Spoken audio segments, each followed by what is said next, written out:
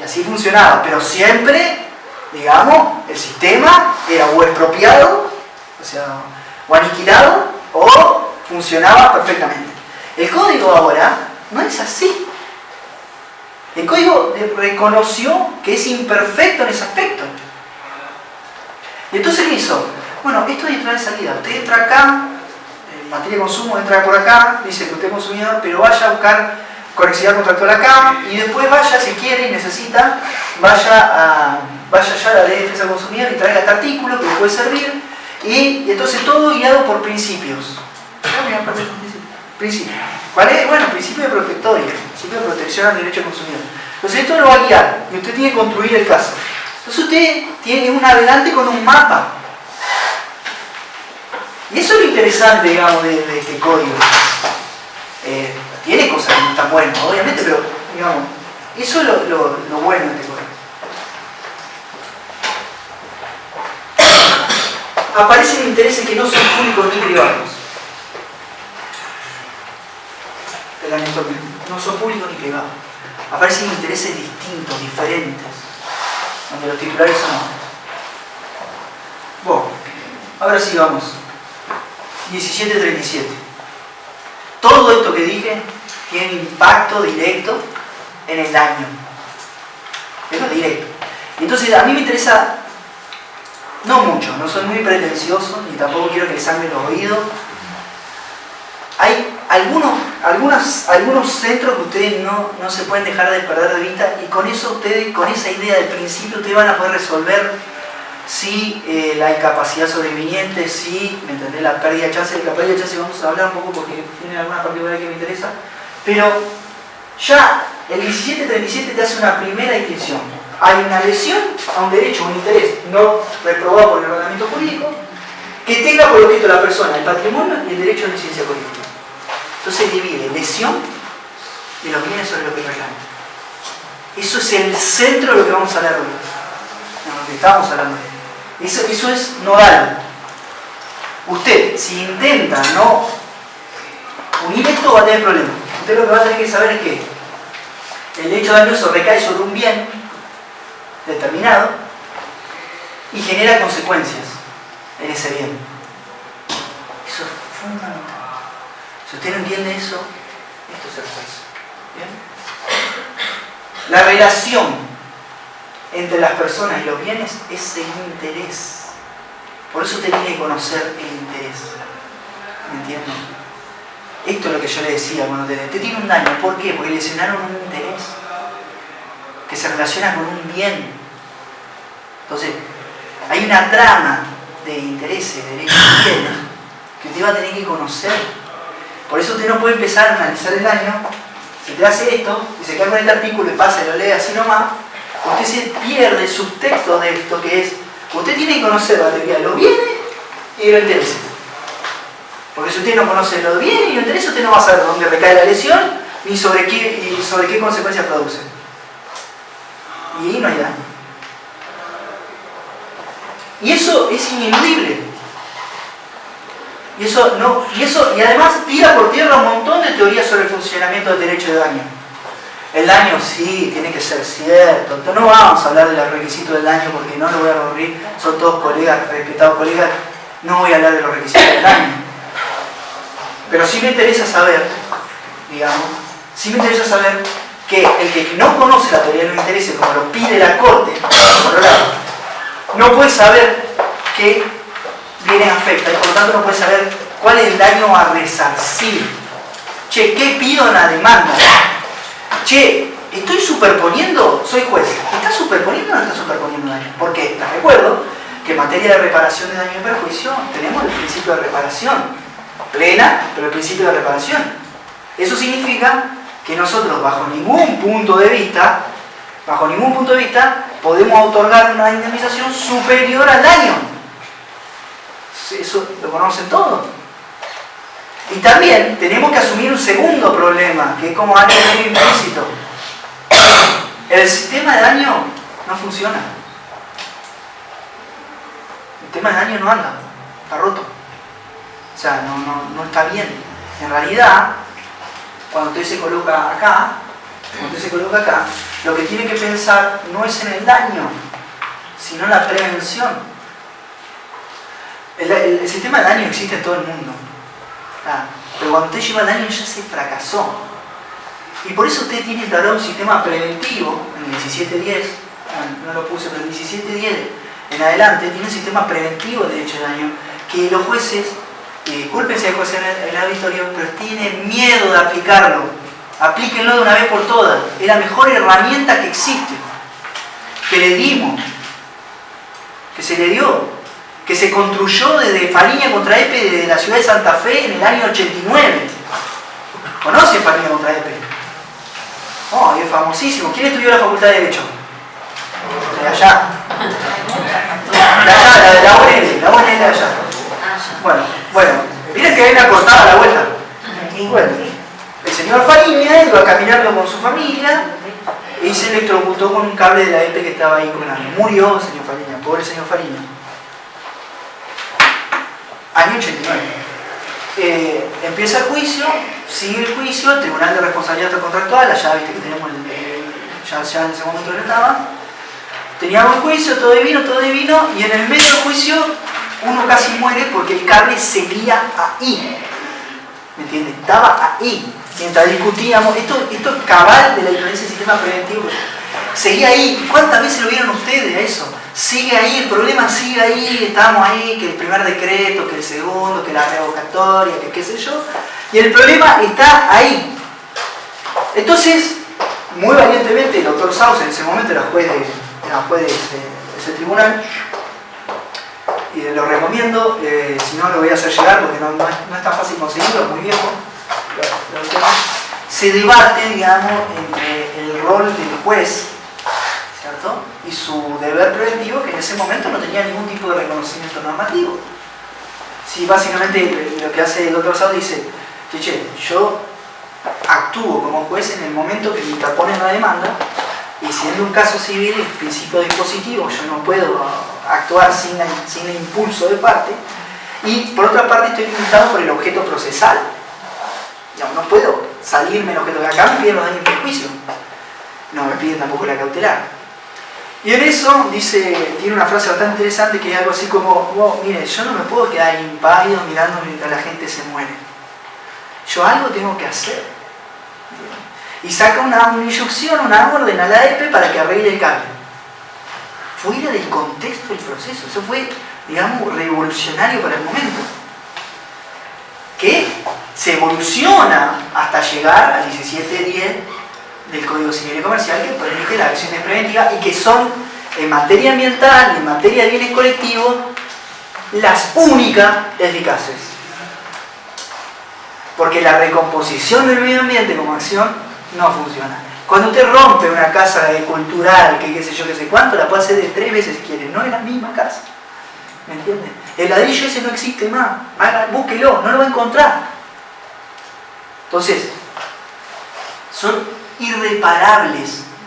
Y el sistema de daño es lejos de la perfección. Bueno, ya vamos a ver cuánto por daño moral en sentido estricto. ¿Cuánto por daño moral? Esa es la pregunta que hace Matilde Zavala González. ¿Cuánto por daño moral? ¿Cuánto? ¿Cuánto vale tu sufrimiento? ¿Cuánto vale la queda? En realidad, y si nos sinceramos, como está funcionando hoy en la justicia, especialmente esa reparación de los perjuicios, está funcionando como un sistema básicamente arbitrario. Sí, precedente, porque en aquel di 130, en este doy 130. Porque en la muerte aquella di tanto, en esta doy tanto. Pero, ¿tiene que ver con la reparación plena? ¿Tiene que ver con el sufrimiento que tuvo? No, medio complejo. Ya vamos a ver en la última parte cómo podemos tratar de buscar algún tipo de solución a eso. Pero el sistema preventivo por eso debería ser la estrella. Los jueces deberían estar pasmados y utilizándola como herramienta, porque encima no permite con legitimación amplia, no tenés que acreditar un interés, lo que sí tenés que acreditar la probabilidad cierta, ¿no? Tenés que acreditar que va a ocurrir o que está ocurriendo un daño, pero lo tenés que aplicar. Miren, la otra vez lo intenté aplicar. Tengo un cliente que me está volviendo loco hace 3 años. situación común a todos nosotros, ¿cierto? Vendí un auto, se lo entregó a un revendedor, qué sé yo, qué sé cuánto, que lo vendió a una concesionaria de Rosario, que esa concesionaria de Rosario se lo vendió un tipo que anda dando vuelta por Buenos Aires y colecta cuánta multa hay dando vuelta, porque creo que ve una foto multa y se tira de cabeza. Como si fuera plata. No, lo tengo saltando en la cabeza y encima de esas cosas que uno agarra de compromiso, la verdad que está haciendo unos casos más difíciles de mi vida. Ni un papel, por supuesto, como se manejan todas esas cosas, usted sabe, ni un boleto, ni nada por el estilo, lo único que tenemos es la denuncia de venta. Entonces, hice el juicio de cumplimiento contractual, con algunas pruebas, qué sé yo, qué sé cuánto. Bueno, armé ahí como una teoría del caso, más o menos hacer algo viable. Sigo litigándolo, todo esto no tiene sentencia, muy gracioso. Pero bueno, estamos ahí. Pero en el medio del tema, el tipo me venía siempre con la multa, ¿viste? Y el tipo así, todos los lunes, todos los martes me caía, che, otra multa de Ciudad Autónoma de Buenos Aires. ¿Qué querés que haga? Yo con eso pensaba muy adentro, ¿qué hago con eso? Entonces, dije, bueno, no, ya viste, uno le había agarrado idea al cliente porque lo agarré por un amigo que me pidió por favor que lo agarre, viste esas cosas que tenés que decir, aprender a decir que no, ¿no es cierto? Otro ejercicio profesional. Sí, no quiero, no me gusta, no me interesa, no me reditúa, no como, no sé, busquen la excusa que quieran, ¿no? Entonces, pero bueno, le dije que sí, asumí el compromiso, y uno cuando asume el compromiso lo tiene. Pero encima, como cliente gratuito que todos deben conocer, poco agradecido a la vaca empantanada, ¿no es cierto? Que encima le pagás los gastos, como en la universidad que no lo llamaba por teléfono, que está bien aquí, le pagaba la boleta, le pagaba. Entonces, viste, todo encima vos le solventás el juicio y encima todos los lunes lo tenés con la mano. Entonces dije un día, no, voy a cumplir con mi deber deontológico y voy a sentar a pensar, digamos, ¿qué hago con este problema? Porque el tipo tiene un punto. Tiene un punto, el vehículo es una cosa riesgosa, eso estamos todos de acuerdo, no hay mucha discusión, ¿no es cierto? Tiene gran probabilidad de provocar un daño. ¿Ven? Che, ¿y si meto una acción preventiva con este muchacho? Meto una acción preventiva del daño y le digo que se lo saquen, que le haga una orden judicial, que se lo saquen a este tipo, que se lo secuestre. Bueno, el resultado, ¿sí? El resultado lo estoy esperando todavía. 4 veces me llamó el juez del despacho. No, pero ¿por qué yo voy a resolver el problema del registro? Pero que el registro tendría que haber comunicado a Gendarmería. Sí, bueno, mandá la orden a Gendarmería, al registro, no sé quién vos quiera. Yo soy un ciudadano que voy, presento la denuncia de venta y no lo comunican, no le piden el secuestro. Me presento ante vos, que soy juez, que tenés un mandato, ¿me entiendes? Un mandato para esto y tenés que cumplir y va a provocar un daño y a mi cliente lo van a demandar y me va a zapatear no los lunes, de los lunes a viernes en la cabeza y yo te voy a zapatear a vos, porque además tiene razón, porque si le llega a pasar en la provincia de Buenos Aires no va a encontrar abogado que no le pida el adelanto honorario completo antes de presentarse. Ergo 200, 300 lucas para ir y pararse ahí a decir en una denuncia de venta, ¿me entiendes? Ahí el vagón me mata, o sea, me mata a mí. Entonces yo digo, mirá, vos tenés ese deber, vos no lo querés hacer, no importa, sacar la sentencia y decirme que no. Yo me voy a la Cámara, y después me voy a la Corte, y después me voy a la Corte de la Nación, y si me tengo que ir a la Corte Interamericana, me voy a la Corte Interamericana, porque ya me tiene cansado el tema, pero además que me tiene cansado el tema, no puedo creer que vos no quieras aplicar el sistema preventivo, porque vos, por tu idea, no querés. No, porque nosotros los jueces no tenemos que hacer cargo de los problemas de la sociedad. Oye, hello, ¿me entendés? Se te pagan el sueldo para eso, digamos. Por eso no soy juez, le dije. ¿Entendés? No quiero comprarme ese problema. No sé qué si tú. ¿Entendés? Entonces, yo te vengo y te traigo el problema arriba de la mesa, resolvelo. Siguiente problema. Está bien, pero te pido una contracautela. Chaval, madera. Mirá, digo, no es una medida cautelar, ¿me entiende? No tiene naturaleza, es una acción preventiva del daño, no exige contracautela. Porque si usted le mete contracautela, usted la elimina del código. ¿Para qué meto eso? No meto una medida de no innovar. El código le exige tomar medidas para evitar el daño. para evitar el daño. ¿Qué tengo que esperar? Como me dijo, y esta es la frase mía, ¿qué tengo que esperar? ¿Que atropelle a alguien? Tiene razón. Entonces, yo creo que, digamos, por supuesto que los bienes colectivos, hay que conocer la teoría de los intereses, hay que conocer cómo funciona, pero si nosotros no estructuramos una acción preventiva fuerte que evite todo este sistema de reparación, no vamos a solucionar nada. Nada, no va a funcionar. O sea, vamos a repetir Fariña contra F, van a seguir pasando la gente por ese pasillo y se va a seguir electrocutando hasta que no hagamos algo. El ambiente va a seguir desapareciendo, etcétera, etcétera, etcétera. Cuando usted va al 1737 y se sienta en esto, ya pasó el daño. Ya está la lesión. Y ahí es donde usted empieza a tener problemas en el funcionamiento. Que vamos a trabajar básicamente la persona, el patrimonio y los derechos de incidencia colectiva. Por eso, si ustedes ven, vamos para atrás y vemos, nosotros trabajamos esto, porque sin esto usted no va a... Che, ¿cómo hacemos con el daño de incidencia colectiva? ¿Cómo funciona el daño con incidencia colectiva? Este derecho de hoy requiere nuevos operadores jurídicos. Nuevos jueces, pero también nuevos abogados. ¿Estamos? Requiere pensar distinto. Out of the box, o sea, fuera de la caja. Usted va a creer, ya vamos a ver, mirá, me hago una crítica, no sé al respecto, pero usted tiene que construir argumentativamente. Lo que no significa inventar, usted tiene que construir a partir de estos sistemas. Cuando se produce el hecho novedoso recae sobre el bien, pero eso no es lo que se indemniza. Repito, no es lo que se indemniza. No se indemniza la lesión. ¿Se indemniza qué? Las consecuencias. Entonces, el tipo de consecuencias, que ya lo vimos, las consecuencias solo, dárselo, tatúenselo, solo pueden ser dos, patrimoniales o no patrimoniales, si les gusta más, extrapatrimoniales. Cualquier otra visión está errada, porque el 1738 claramente dice que se indemniza. Lo que pasa es que parece crear nuevas categorías, que en realidad las crea, pero no las crea, ya vamos a ver, digamos, cómo funciona. Pero son las dos cosas, ¿sí? Usted tiene una pérdida en su patrimonio, consecuencia de la lesión del bien, del disfrute de ese bien, o tiene una pérdida de tipo espiritual en principio, o no valorable económicamente. Pierde el disfrute, que se llama el disfrute de un bien.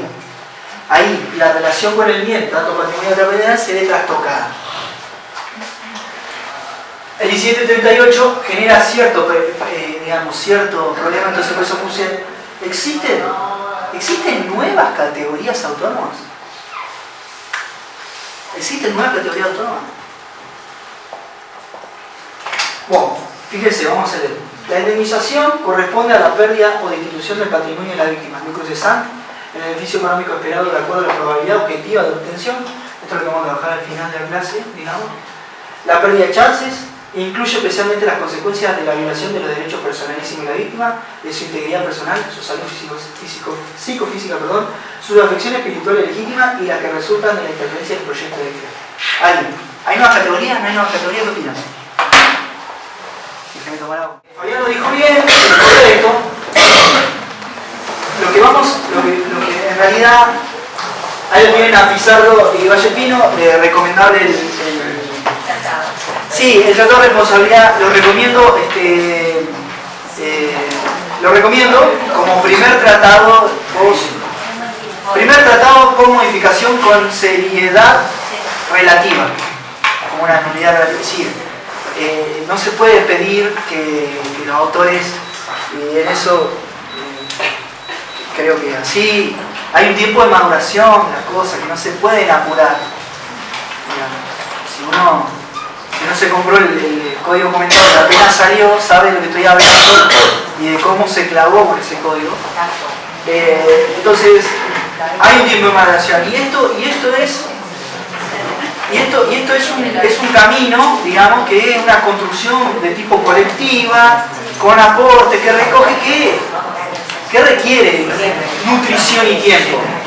El Tratado de Responsabilidad de Valletismo, por lo menos el que estudié de profundidad, porque puede haber otro que yo no haya, que ya me haya escapado de radar, pero yo que suelo mirar este material, me pareció como el tratado con una seriedad respetable. Por supuesto que no estamos hablando de yo digo siempre, yo sigo estudiando digamos, de Pota, de Jambía, de Borda, de Potier, porque son... Sí, pero aparte no solo clásicos, cuando vos ves cómo Pota trabajó la locación de obra, sí, ese tipo también. ¿Cómo pensó esto? Es genial. Lo trabajaba muy bien. Jambía a su manera también en las cosas, la didáctica de escritura, distintas tipologías de la edición, de distintas tipologías de letra para lo importante, lo menos importante, y si querés leerlo. Eso te permitía estudiar a una velocidad espantosa cuando yo había leído, y son herramientas muy útiles que al día de la fecha, si alguien nos tira, me avisa, pues yo lo mismo. No se preocupe. Porque el otro día pasé caminando con un modelo, habían tirado el libro de Derecho en Estudio Jurídico, y me vestí de ninjera y me llevé como 4. Digo, ¿no te molesta si me lo llevo? ¿Para qué lo querés? Si es código nuevo. No, para nada. Me lo llevé, así que bueno, y lo más original mejor. Entonces Pizarro dice, para recomendar también, Pizarro tiene una obra de daño moral, creo que es publicación Hammurabi, si mi mente no me falla, donde es precursor a todo esto, y ahí da una visión bastante interesante sobre lo que se llamaba el daño moral y la sinonimia, ¿no?, de la categoría con letra patrimonial o no patrimonial. Entonces, él dice que es claro, lo que decía Fabián, dijo, es claro, o sea, puede ser, o tenemos un perjuicio en el patrimonio, unas consecuencias en el patrimonio, o no. No hay mucho más. Bien. Entonces yo pregunto, en base a lo que dijo Fabián, ¿para qué el 1738 no le otorga cierta, en principio, si uno lo lee por arriba, cierta confusión? Porque ahí me decían los camaristas, mire, tenemos un problema con la jurisprudencia de los daños. También hay que asumirlo.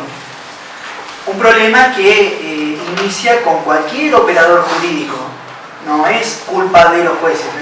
El juez es el que muestra el resultado final muchas veces también. De eso hay que hacerse cargo. Porque una demanda mal estructurada, mal planteada, difícilmente puede resolver, a veces sí, pero otras veces no la puede resolver el juez. Eso es así. Y para eso estamos. Si no, colguemos los botines y nos vamos. Porque si no tenemos los derechos, somos unos meros arrojadores. Yo detesto esa idea. Somos unos meros arrojadores de derechos en la demanda. Bueno, yo estoy muy en contra de eso. De hecho, me canso de interponer, nadie me da bola, aviso, pero me encargo de poner excepción de efecto legal en la manera de interponer la demanda. Ya sé que la jurisprudencia tiene que ser grave, que no tengo que conocer el derecho, pero me parece un desprestigio tal nuestra actividad. Escuchen, hace 3 meses atrás contesté una demanda laboral donde me plantearon la inconstitucionalidad de una ley de Buenos Aires. Busqué en internet, estaba el modelo en internet. El colega ni siquiera se gastó en leer la demanda que metió. ¿Y saben lo que es peor? Bueno, es derecho laboral también, diría mi abuelo. Para la grabación, no es derecho. Pero el problema es que se lo van a resolver de alguna manera, digamos. El problema es esencial que tienen. La constitucionalidad, la última ratio, y resulta que es una ley de Buenos Aires y el tipo hace una argumentación. Eso es sintomático y es preocupante sobre el funcionamiento, digamos, de nuestra profesión, por 2 motivos. Uno, nosotros tenemos el monopolio de ejercicio, digamos, el derecho a peticionar a la autoridad, el derecho de la Constitución Nacional, está ejercido por intermedio nuestro, única y exclusivamente. Por eso tenemos medio mercado cautivo, ¿no? Los abogados somos los que podemos llevar de hecho, si te presentan en un tribunal y no tiene que te va a decir, aplique el código procesal, venga con firma y matrícula, ¿no? Te van a decir eso. Entonces, la gente se va a dar cuenta en algún momento. No. Se va a dar cuenta que no nos va a necesitar o que se nos va a terminar el monopolio. y nosotros vamos a cobrar, yo no sé si no está bien, tengo mis dudas, aunque me tiren botella de los colegios de abogados, del cual fui director del de Santa Fe, era bueno, todos votaban A, yo votaba B, parecía Rosencrantz en la corte, pero yo que no, digamos, yo a esta altura ya no creo en el monopolio del ejercicio de la profesión, por el simple motivo de que permite este tipo de situaciones y realmente los principios procesales permiten cubrir todo estos vaivenes que el proceso oral supuestamente viene a resolver, más o menos, hay que ver, vamos a ver cómo se desarrolla. Yo he hecho varios juicios orales, no acá, en otros lugares donde hay, en otros procedimientos que son arbitraje, y a mí me gusta. No es difícil, pero también he visto problemas comunes al escrito. Y entonces cuando nosotros no atacamos esos problemas, bueno, nos van a sacar el monopolio y ahí vamos a llorar y vamos a decir, ¿cómo puede ser? Van a venir los escribanos y van a decir, hacemos sucesorio con el proyecto de ley ese, y todo lo demás, y lo van a reventar.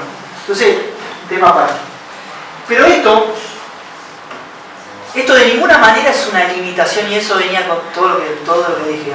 Eso de ninguna manera parece como una limitación, y por eso el 1738, que parece incorporar algún tipo de dificultad interpretativa, cuando en realidad lo que se pone en centro son las consecuencias y los principios de la persona y la teoría de los derechos humanos. Pongo ahí es muy importante. Los derechos humanos, digamos, son recontra relevantes a lo que pasó en el derecho privado argentino, en la Corporación del 75-22. Veo con tristeza lo que está haciendo la Corte en este momento con el tema de con cierta tristeza, con el tema de algunos votos en relación a los efectos de los tratados internacionales y los compromisos internacionales.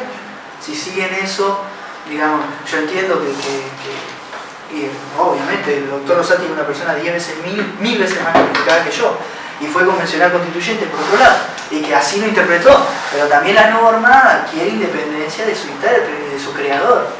Empieza a ser otra cosa, y esto es derecho, empieza a ser otra cosa.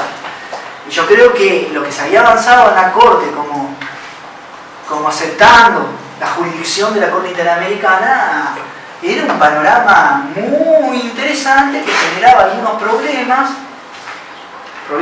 que incluso podemos tratar ahora, problemas de interpretación, pero que era muy auspicioso para el funcionamiento nuestro, digamos, desde el día 1 de nuestro caso, en la construcción original del caso.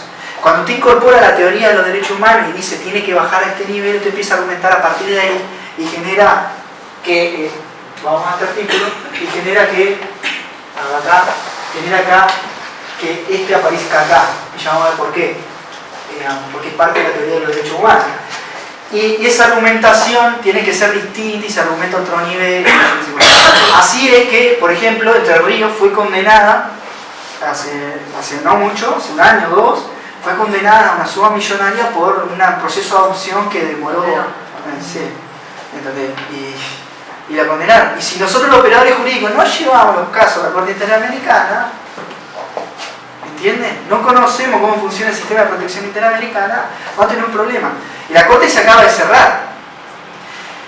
La Corte tiene diferencias ontológicas en el funcionamiento interpretativo, y de todo, lo hago corto para aquellos que hacen maestría de interpretación, la maestría de argumentación lo saben claramente.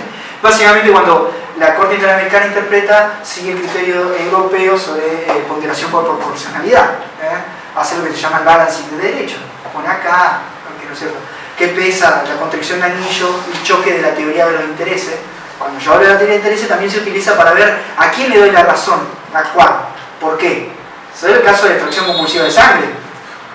Históricamente la Corte Suprema de Justicia interpretó que la extracción compulsiva de sangre no podía hacerse, sino que se tendría que aplicar un sistema supletorio de presunción.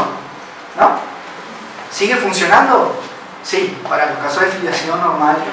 Ahora bien, dice, cuando se incorpora la teoría de los derechos humanos, que es una ponderación, dice, nosotros tenemos el derecho no solo del ciudadano que quiere saber quién es, sino de la sociedad de averiguar quién es.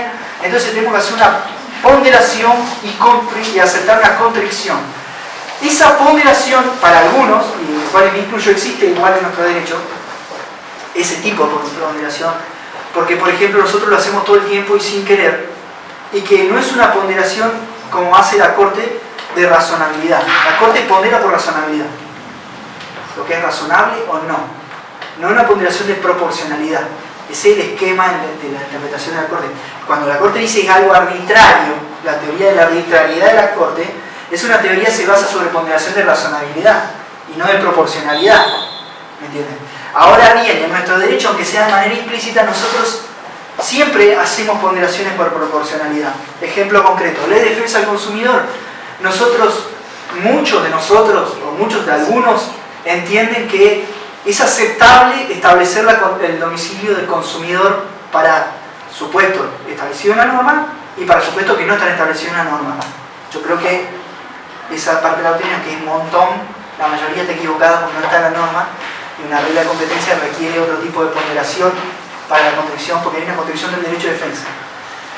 El anteproyecto de la Ley de Defensa del Consumidor, que entró ahora el 19 al Congreso de la Nación, está pensando en el domicilio del consumidor.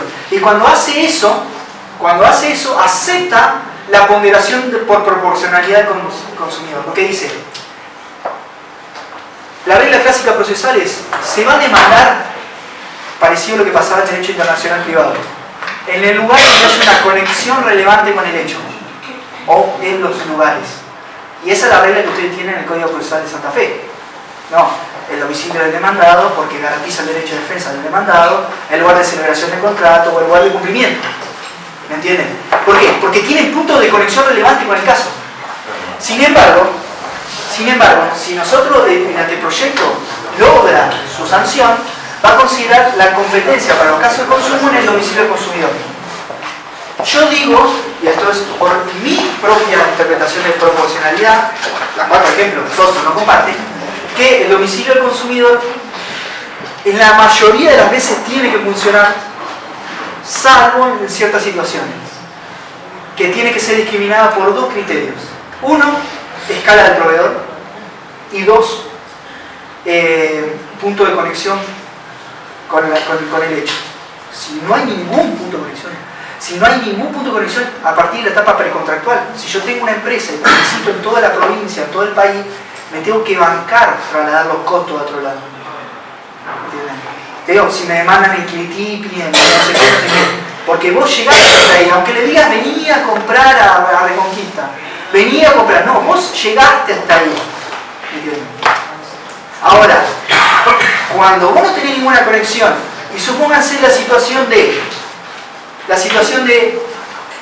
un sujeto que está en un local que vive en Mendoza, compra una remera y se va a vivir a Mendoza. La ponderación por proporcionalidad cambia, ¿me entienden? Porque usted ahí tiene un problema. Sí, tiene un problema, ¿cuál es? Claro, ese comerciante de la ciudad de Reconquista que se va, que vende la remera, que ni sabe que el tipo de Mendoza, que ni tiene plata para publicar en Mendoza, ni siquiera pone plata para el Facebook, para que menos que va a poner plata para Mendoza, se tiene que ir a litigar a Mendoza porque le compraron la remera. Bueno, ahí tenemos un problema. Yo se lo marqué a los redactores del anteproyecto. Bueno, recibí varias piedras. Pero, digamos, no están para nada de acuerdo. Claramente salió así como tenía que salir. Pero yo se lo marqué, se lo puse hasta por escrito, que me parecía que debería haber una discriminación porque eso favorece, no solo favorece, sino permite cierta conducta abusiva. Me estoy yendo de tema, pero si quieren vuelvo o sigo con esto, lo que usted quiera. Me parece interesante ver la proporcionalidad. Sí. Bueno, el otro tema relevante, digamos que se hace también por ponderación por proporcionalidad, es nosotros establecemos una responsabilidad por riesgo o vicio de los productos riesgosos en el mismo microsistema de la Ley de Defensa del Consumidor. ¿Correcto? Artículo 40 de la Ley de Defensa del Consumidor. Y establecemos por política legislativa que independientemente de tu participación causal, seas responsable. ¿No? Porque entendemos que cualquiera sea tu vinculación, cualquiera sea el efecto relativo del contrato, vos interveniste en esa cadena y sos solidariamente responsable. Y entonces aceptamos que aunque no hayas participado necesariamente en la vinculación o tengas una participación menor, respondas en la misma medida. Eso también eso es lo que yo digo sistemas de ponderación de que la política legislativa. Cuando ustedes ponderan, eso es una decisión, a mi criterio, únicamente legislativa. Cuando el juez se pone a hacer eso, ya se pasó de mano, a mi criterio. ¿Sí? ¿Por qué? Porque eso es una decisión de voluntad, ¿no? Que tiene un montón de implicancias. Ahora el anteproyecto, en el mismo artículo, saca el vicio, riesgo-vicio, lo elimina y crea el concepto, lo importa de Europa, básicamente, de Estados Unidos, de defecto del producto, lo trae, lo pone y establece una obligación concurrente.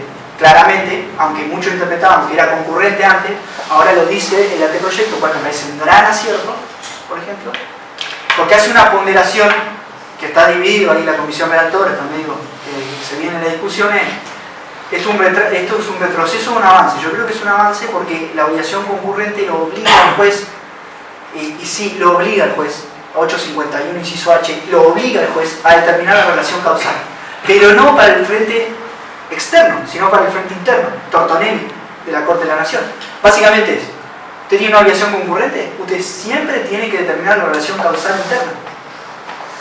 Lo que pasa, que el muchacho hágase cargo de la que le toca, porque es muy antipático decir, usted no puso la causa, pero tiene que responder en la misma sentencia.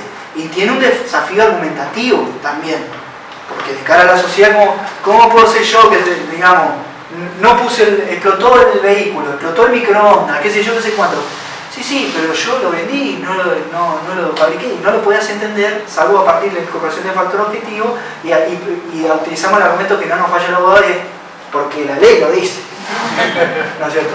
No nos falla nunca ese. Ese es el argumento de autoridad. Digamos, cuando nosotros nos quedamos sin argumento, decimos, lo dice 1738, y nos vamos corriendo. No, ya sé que indaguen un poquito.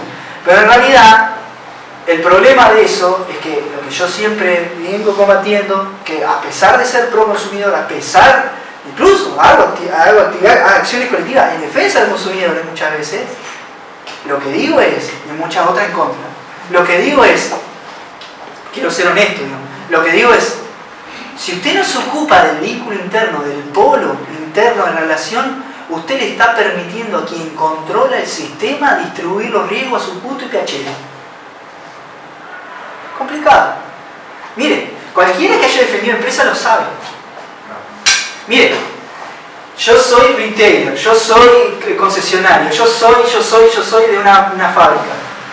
La concesión dice, usted no me puede demandar, usted tiene que seguir mis instrucciones legales si yo se la mando, sí. No puede transar sin mi autorización, si no puede salir a arreglar, todos son iguales, y 192 contratos, son todos iguales. Usted no puede salir a arreglar ningún juicio si nosotros no le autorizamos para el procedimiento interno, no puede hacer nada. Usted tiene que seguir mi política, pero le dimos un auto inundado. No le estoy diciendo un caso ficticio, le estoy diciendo un caso real.